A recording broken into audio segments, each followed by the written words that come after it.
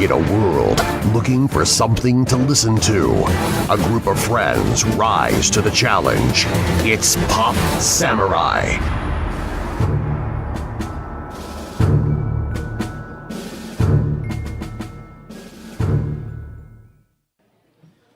Hello, everybody. I'm Jelani Hoon, and we're here bringing you another Milwaukee MightyCon Milwaukee MightyCon interview with artist extraordinaire Philo Barnhart. How are you today, sir? I am doing very well. Paul is here also. Yes, I am. And I'm looking right now at the list of the many things that you've been a part of. Everything. We got Plastic Man, the Smurfs, Gem, Godzilla. That's the 80s cartoon. That goes back. Beautiful. Yeah, it was with Doug Wildey, who did the original Johnny Quest show. I'm awesome. Grew up with that. At the moment. The Beauty and the Beast, Little Mermaid, Rescuers Down Under. And my video games, Dragon's Lair, Space Ace. Yes. Dragon's Lair 2, the Time War. Yes, I spent many quarters on those games. That was the idea. Yeah, it worked. It definitely worked. You're a big part of not only I'm a youngin' on the show. I'm the youngin' of the show. You're a big part in creating such a great artwork. Artwork for my childhood. And I mean, I don't think I'm overstepping, but possibly Paul, who's the elder of our group, childhood as well. I mean, I'm starting to find that out from an awful lot of people. When you're working on these shows and movies, you're not thinking about that kind of thing. Yes. Like what kind of impact will I have in the future? But it's been pretty amazing. Yeah, and just to meet you right now is and I fulfilled something for me right now. Well, bless you. I've checked it out. You are have been on many things that I've seen in my childhood that have affected me in ways that I guess I can't even explain to you right now. Just knowing and meeting you right now, it's an honor. I'm just going to say that right now. I just got to get that out of the way. Thank you very much. I appreciate it. Now, I'm awestruck. I'm sorry, but I guess the question I just want to get. I guess we'll have a couple questions. It's an interview. Yeah. How did you get into doing what you're doing right now? I mean, what led you to the place where you are right now? I mean, well, it was a roundabout way. My parents met at Disney in 1944, but when I came along in 1957, my parents said that I started drawing at the age of 3, and they had the proof. Yeah. Because they saved my drawings and wrote my age at the time I did them. Oh. And starting at 3, I found them in my father's house when he passed away. One day I would like to have those three-year-old drawings. So I put them on a wall and it's like, yes, this is an original Barnhart. But yes. what struck me as funny it was the subject matter of those drawings. Oh, really? Can you probably guess what they were? I'm afraid that. Well, if it's they were dancing princesses in flowing gowns with birds alighting on their fingers, on their outstretched hands. Uh-huh. And I said, well, I guess I was predisposed. This sounds like a masterpiece. Yeah. Along the way, I just had a fairly normal childhood, but I was always encouraged to draw, every class I was in, every grade. Nice. Through grade school system. And that's when they still encouraged kids to be creative. And, I don't know if the art programs are really as firmly pushed as they used to be. Yeah, I didn't get any of that with the schools I went to. I had, an art teacher who was really into trying to push it, but the school didn't push it. So he was fighting against the tide, I guess. Well, there's either no money for it or there was a lot of that, no inspiration for it or whatever. But I would always listen to my parents talk about what they did at the studio, at the dinner table over dinner. Mm-hmm. I mean, with my 2 brothers and my sister and myself. Mm-hmm. And I had a fairly normal childhood, but I kept on drawing and creating and dreaming like kids do. Okay. And had a very overactive imagination. My brothers could make me think there was a monster waiting for me in my room. And you would draw it. In the middle of the day with the bright sun and everything. And, things like that. I was terrified. So I've always had a very strong imagination. But saw the movies on their re-releases. My dad would sometimes rent the films. You could do that as an employee, rent the films and bring them home on 35 millimeter and borrow the projector as well.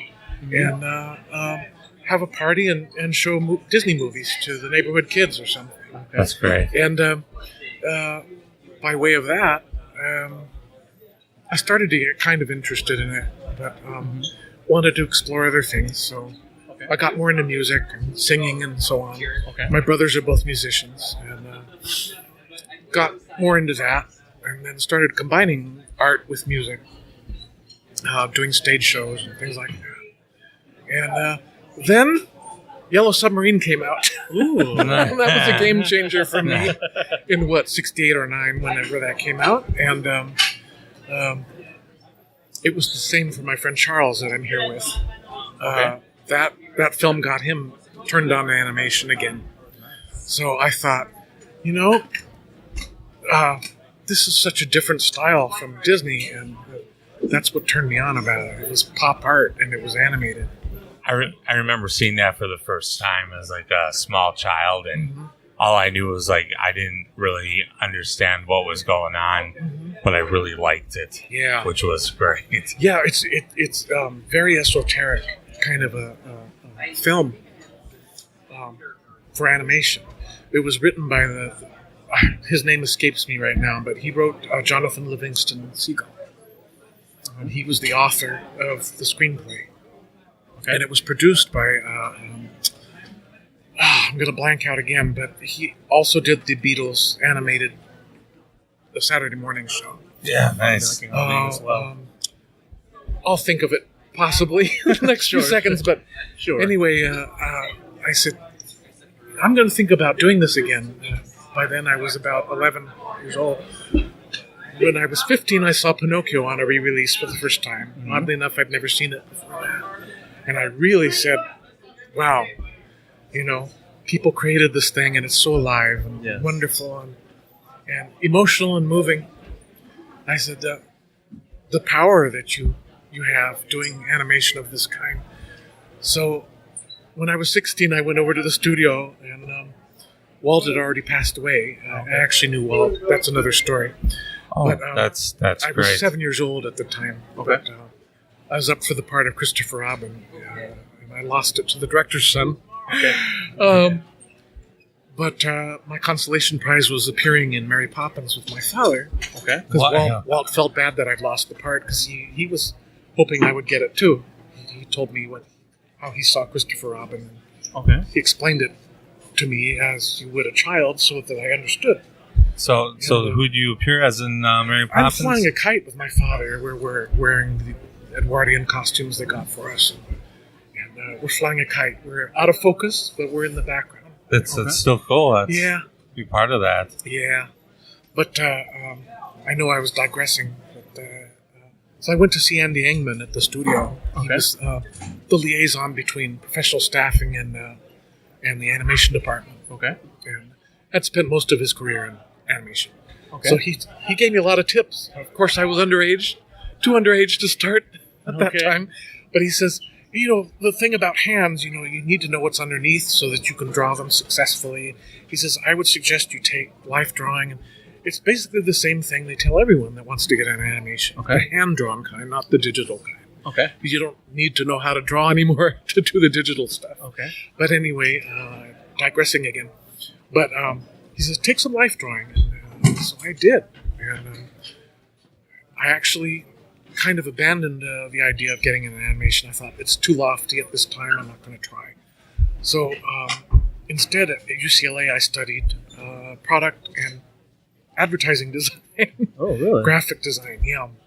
And then my father comes home, and the animation business re-enters my life. He says, how would you like to take Harry Love's in-between class? That's the entry level of the business at Hanna-Barbera 2 nights a week. I said, I think that would be fun. I could finally learn how to make things move on paper. So I and 29 other people enrolled in the class. And they were all out of art schools. And we all studied together for a couple months. And we all got hired. And Oh, that's great. these were the same people that became my friends for a lifetime in the business. So that was the beginning, Hanna-Barbera. Good stuff. And there's so many great And, characters that came out of that. Yeah, and then from there then on to more things, and especially the Disney And then stuff. eventually back to Disney. And then you took part in Sooner or later, it's all Disney. Beauty and the Beast. Rescue Down Under. These are movies that I've seen in my childhood. Of course, this year it's sooner or later everything's Star Trek because it's their 50th anniversary. Yes. And I had the opportunity in '79 to work on the movie, the first one. Oh my. So, and who should I get to sit with at the wrap party? Gene Roddenberry and Majel Barrett Roddenberry, and Grace Lee Whitney. There There was no other place to sit, and this nice man was gesturing for us to come over. That's great. And I was very blue because we just seen the film at the Academy of Motion Picture Arts and Sciences building on Wilshire Boulevard in California. And my unit was left off the credits because we were latecomers, mostly. You have to have a certain amount of footage in any movie by the union contract to get a screen credit. So we were left off. So that made up for it. And he says, "You seem rather blue." And I said, "We were left off the credits." And he says, boy. "Well, if it was up to me, Philo, you would have been on there." But I also met Jerry Goldsmith at the time, who did our score for Star Trek. And then later he came over and did Secret of NIMH with us in Secret of NIMH. 1982. Yeah. I've worn out that VHS so many times as my That's childhood. another great I think I one. still have the VHS as well. My poor brother, he says, "Please let me take you to the wrap party and I can meet and introduce me to Jerry Goldsmith." So I did, and he was just flabbergasted. So Yeah, I'm looking at a lot of the credits here, and then I see you also have Black Cauldron in here, which is a pretty dark Disney movie, but I love it. I mean, there's stuff that's even darker than that now, but we were mindful that it was probably going to be, not everyone's cup of tea at the time. 1985. I mean, I'm looking at your filmography as well. I'm looking through stuff as well. Yeah. I mean, we did water it down some to try to curtail that, but it still ended up, being a kiddie horror film. Yeah. But we had Gurgi to soften things up. But Secret of NIMH even scared people. So when they were kids. Yeah, but I mean, like growing up during my age, I grew up in the '90s, and then seeing Secret of NIMH when I first saw it, it had this beautiful art style. It was what pushed me to get into a little bit of drawing myself. When I saw it, it was like it had this look to it that was so great. And I'm just just talking to you right now. Is we developed our own style. That was mostly driven by Don Bluth himself and John Pomeroy, who I worked with exclusively on the film. It is again, but it really when you hear that children were frightened, it really depends on the child, because I would see something like that when I was a kid and get all excited, and say, "Ooh, I want to know how they created that." Yeah, the scene with the owl. Certainly, it was scary, to me as a kid, but especially that scene in Pinocchio where the kid turns into the donkey. Yeah. Oh yeah, that's always kind of like hands turn into the hooves. I tell you that was always the fear of mine too. When I'd go down to Disney World and I'd head over to Pleasure Island. Yeah. See what am I getting myself into? And kids were wetting their pants when they saw Snow White and the Witch came on screen. Oh yeah. That's I just remember my parents taking me. It depends on the era too. Right. My parents taking us to the drive-in theaters to see all these re-releases was always, such a great thing, and it was such an inspiration for my childhood. Even into adulthood, I got really scared at one point. Like, would it be weird if I take my then girlfriend to see Beauty and the Beast? And it's such a phenomenal movie that you would see more adults in the theater at times than you would see children. Well, it just again, there were people in tears when the lights came up, and I said, "Wow!" Again, animation has proven the power of, I would tell my students here in Milwaukee, over at MIAD, Milwaukee Institute of Art and Design, where I taught for 4 years. I showed them The Illusionist all the way through, the French film that was based on a Jacques Tati screenplay that he wrote in 1957, the year I was born, actually. But they were in tears when the lights came up, and I said, you see, you just got emotionally dragged through the coals by ink and paint and frames of film. And they said, yeah, it's got a lot of power if you do it correctly. When Disney, down at Disney World in Florida, back when it was MGM, they had the film, the studio, the artist area, and I had the honor to walk behind the glass and see them drawing Little Mermaid and Beauty and the Beast. I was there one time when they were doing Aladdin. But one of the great things that stood out about it is there's a film that was right before that where that showed like the emotions that you can go through with these cartoons. Yeah. And they did this whole sad scene, and it was like, man, you're trying to think of the things. It's like, don't do this to me, guys. Yeah. Don't make me tear up and then walk out into the public. It's really sneaky. And, clandestine because we use color as well as the animation and the soundtrack. Everything has to work together to make that emotion work. Yeah. Again,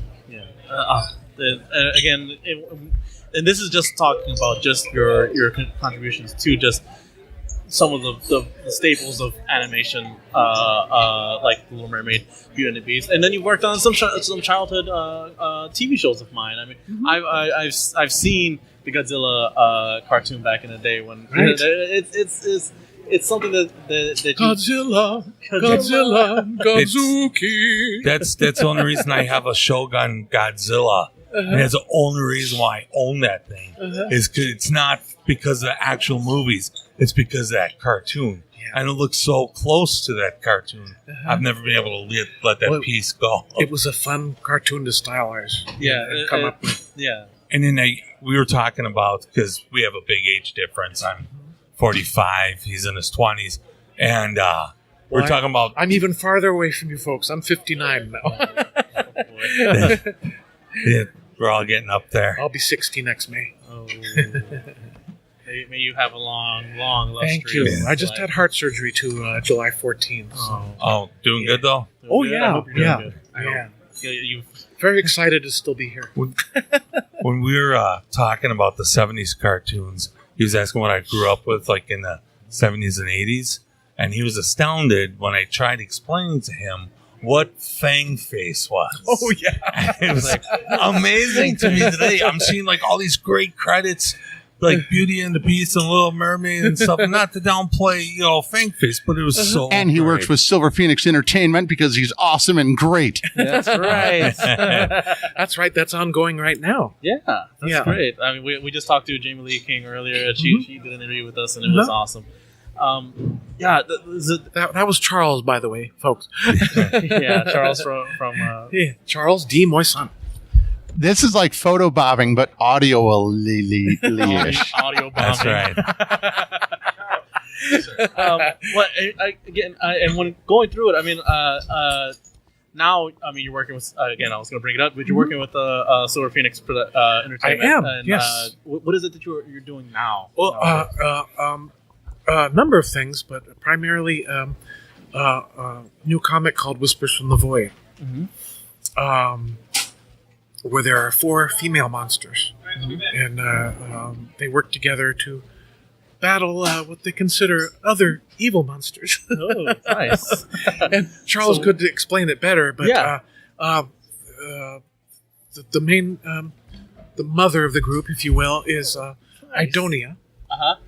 And she is considered the mad scientist of the group. Then there's her flesh construct creation, who's named Ruth. Oh my! And there is a smart aleck vampire named Callie. Oh, nice. She's very sarcastic at all times. And there is a ghost. Callie's a jerk. Yeah, she is. But I kind of like her just the same. But Blythe is the resident ghost. Oh. And she has the unfortunate aspect of draining people of their life if they're around her for more than what is it, Charles? 4 minutes? Yes. If she's within 10 minutes, they will wrinkle up and their life force will be completely gone. Nice. Oh, So they jokingly, Callie actually calls her jokingly Blight, not Blythe. It sounds so good. I'm working on the second book and basically redesigned the characters from where they were. A wonderful artist named Moran, who lives in Scotland, did the first book, and it's just beautiful. And now you're working on the second book to bring it to life. Charles' idea was to make it a little more animated looking. Oh, nice. So that's where I came in. Oh, that's so good. I can't wait to. I might have to check it out. I have to go and check it out. What we got going on here. Yeah, it's so nice to be just to sit in your presence right now and talk to you, someone who affected my childhood so much and Paul's childhood as well. I mean, I'm happy that it was for the better. Yeah, it was for the better. I mean, you might want to talk to my parents about that. I'm glad it wasn't detrimental. Much appreciated. This is Moran's book. Yes. This is the first issue that she made. Yeah, and then you're working on the second one currently. This is beautiful too. You'll have to look at it. Yes, I will have to. All the monsters in this universe are also reflections of the 7 deadly sins. Ooh, so nice. You got a passionate voice. Read this inside cover. Everything in yellow, except the top. Read the yellow. Okay. Read the yellow for us. All right. Read the yellow. Or is he going to be able to paraphrase? Read the yellow. Okay. In a diabolical world, 4 women, who many consider monsters, come together to challenge the forces of evil. The supernatural and haunting world of Whispers from the Void is... I'm sorry, I messed this up. It's similar to ours, with several taboo expectations. Magic works, aliens exist, monsters are real, the dark forces that inhabit the world of Whispers from the Void are very strong. Monsters exist and are considered sinful, but tolerated up to a point. And only if they remain... I really wish I could do 2 takes on this. And only if they remain underground. All monsters can be divided into 7 categories corresponding to the 7 deadly sins. Ghosts, envy, vampires, gluttony, flesh, constructs, zombies and golems, wrath, clockwork people, robots, and artificial life forms equals sloth. Mad scientists and witches, pride. Succubi and demons, lust. Dragons, mummies, and fairy folk. I'm sorry. Avarice, hope. Avarice, hope for a bright future of certain and almost... You know what? We need to double take this. No, we don't. It's staying in. It's staying in. Continue. Jeez, I was doing so good. It's got to be real. All right. Gotta be real. This is real. I can This is where MPS left me with my ability to do great reading. Hold on. You two get next to him. Get your phone. I'll take your photo. All right. Once again, While the forces of good usually win, victory tends to involve great sacrifice. The end is causing some problems. Different cultures have different spells and magical systems, including dark magic. Unavoidably, the price is very heavy for the forces of good, and redemption is difficult for those who choose the path of dark magic. Well, that's... Wow. Man, I'm really dropping the ball on this one, guys. It's okay. That's all right, man. I think this is as far as I can go on I think this they one. got the gist of They it. got the gist of it. You guys need to check out Whispers from the Void. It's Oh, yes, please do. Yeah, issue number 1 right now. They're going to get issue number 2 going. Zombie Annihilation as well. Yeah. Hey, do you all want to see Zombie Annihilation? Sure. I believe so. Yes. So you're working on Zombie Annihilation? Is that what you're working on as well? Now? I did a cover for Zombie Annihilation, but Charles named a character after me in the book. Ooh, the second nice. Oh, Nice. Yeah, this is great. I enjoyed our talk here. You again, I can't say it enough. I mean, the Secret of the NIMH. An American Tale. That one I've seen so many times as well. I only did a little bit on the American Tale. I was only on it for about 3 or 4 weeks, but it's in the film. It's in the film. One or two scenes. Yeah, it's such a great impact. Like like I said, within our lives. You know, even Super Friends. You know, that's you worked a little bit on Super Friends as well. I did. Yeah, I did a lot of Wonder Woman. So I'm real excited to see the new movie that's coming out. I was going to ask you too. I mean, because you worked on these Disney movies as well. I mean, some more than others. How do you feel about the live action films that they've been making? I think they're super. I really love Cinderella. Yeah, there's the humor that they put into it, yes, which is not in the animation. Mm-hmm. Animation has some humor of a kind, but I thought I was going to die when they get pushed by the pumpkin coach that's growing rapidly. Yes. They get pushed against the greenhouse glass. Yeah. I just thought that was, the best. the little things like that. And Cate Blanchett was so delicious as the wicked stepmother. Yes, she did a great job. Yeah. And now they're doing the Beauty and the Beast live action film as well. Yeah. And they got little bits. I'm thrilled with that. Recently they put up the trailer, and this was a conscious thing they did. They based the live-action trailer on the animated one. Yes. So they run them side by side. Magnificent. You can see that on the internet. Yes, it looks so good. Even down to the his paw coming in and tearing at the painting. It's so good. And again, I'm all smiles now. I'm flabbergasted that I'm sitting here and being able to talk to you. It's an amazing treat for us to have you here on Pop Samurai. Well, this has been a treat for me too. Yes. I don't often get to talk about what we did. So. Yeah. Again, everybody, you need to get out there, check out Zombie Annihilation. Philo has done some cover work, art for him, as well as he's doing the second book for. I'm sorry, I'm blanking on the name. Whispers from the Void. Uh-huh. Please get out there, check them out. They're available at your comic book store near you. Yeah, Whispers from the Void, Zombie Annihilation, good stuff. Zombie Annihilation, Stone Park, and Roller Derby Drama. Where roller derby girls have superpowers in that universe. Yes, it's so good. Nice. I guess I should end it off because it's getting late, and now I think you should be probably breaking down your stuff as well. So, yes, once again we're closing the place. You're closing down. Charles and I are always the last people out of a convention. We completely appreciate it because, again, taking your time out to be on our show. Scooby-Doo! And just, there's so much. And I'm just going to do a really, really quick list here. 13 Ghosts of Scooby-Doo, The Smurfs, Gem, Paw Paws, Godzilla. Galtar and the Golden Lance. Galaxy Goof-Ups. Super Friends, Plastic Man, Rickety Rocket. Galaxy Goof-Ups, Yogi's Space Race, Fang Face, Star Trek, Secret of NIMH, Little Mermaid, Beauty and the Beast, Rescuers Down Under. Exactly, Rescuers Down Under. Happily Ever After by Filmation. Then we also have Winnie the Pooh. Heidi's song from Hanna-Barbera. Roller Coaster Rabbit, Roger Rabbit short. Yep. Yeah, the Roger Rabbit short. Winnie the Pooh and A Day for You. And I actually worked with my father on Winnie the Pooh and A Day for You. Yeah, and then you've done the Dragon Lair.